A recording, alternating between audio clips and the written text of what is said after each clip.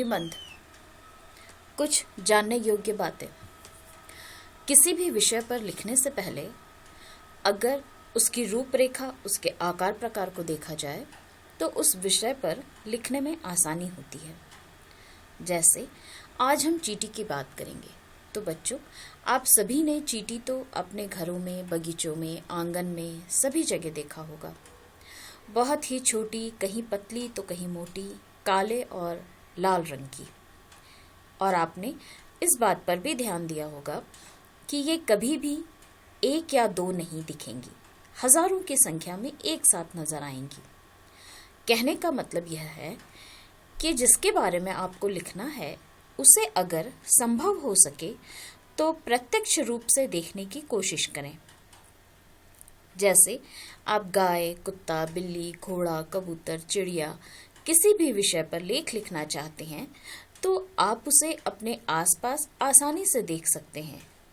अगर आप बंदर, मोर, बाघ, शेर, हाथी के बारे में लिखना चाहते हैं तो चिड़ियाघर जाकर देख सकते हैं।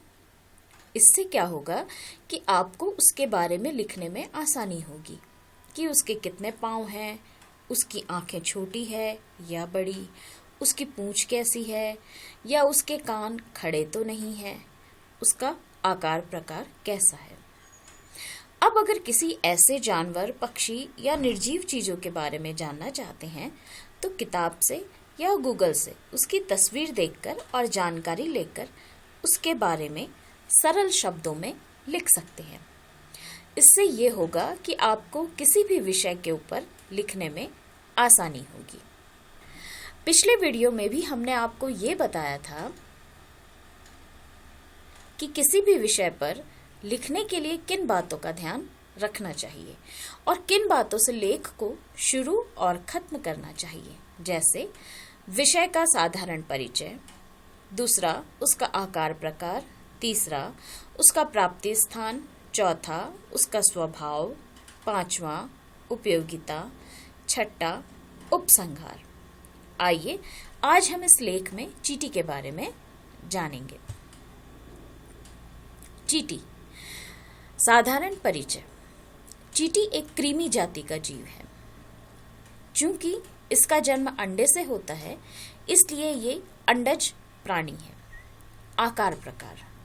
यह इतना छोटे आकार का जीव है कि इसका शरीर मेरुदंड यानी रीढ़ की हड्डी के बिना ही होता है। इसका शरीर 3 भागों में बटा होता है: सिर, छाती और पेट। चींटी का सिर गोलाकार होता है पर थोड़ा सा टेढ़ा होता है। सिर पर 2 नुकीली और तेज सूंडें होती हैं। इसके मुंह के दोनों ओर एक एक मूंछ भी होती है। मुंह के अंदर 2 मजबूत जबड़े भी होते हैं। चींटी की आंखें छोटी और चमकीली होती है। इसके 6 पैर होते हैं। चींटियां लाल, काली, भूरी आदि कई रंगों की होती है।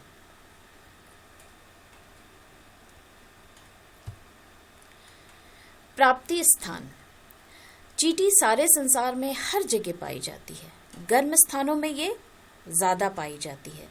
ये दीवारों, बिलों, पेड़ों, मेड़ों आदि में रहती है। स्वभाव।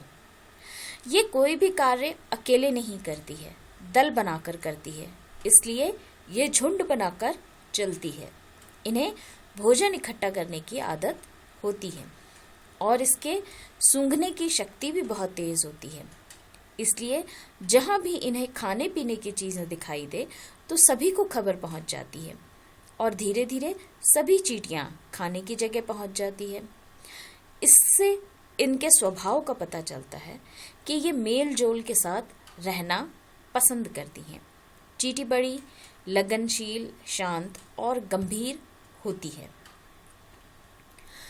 चींटियों के झुंड में कई श्रेणियां होती है, जैसे रानी, मजदूर, सैनिक, गुलाम, दाई, गाय, कारीगर आदि।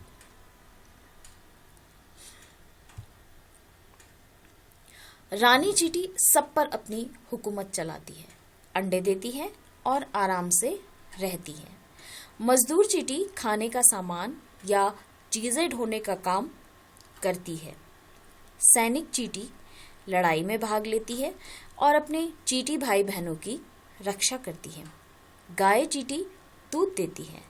जब रानी चींटी अंडा देती है तो उसमें से छोटे छोटे कीड़े निकलते हैं, जिसका पालन पोषण दाई चींटी करती है। कुछ दिनों बाद ये कीड़े बड़े हो जाते हैं और उनका शरीर एक प्रकार के छिलकों से ढक जाता है। बुढ़ी या गुलाम चींटी उन्हें उनके छिलकों से बाहर निकालती है और तब ये कीड़े चींटी बन जाते हैं।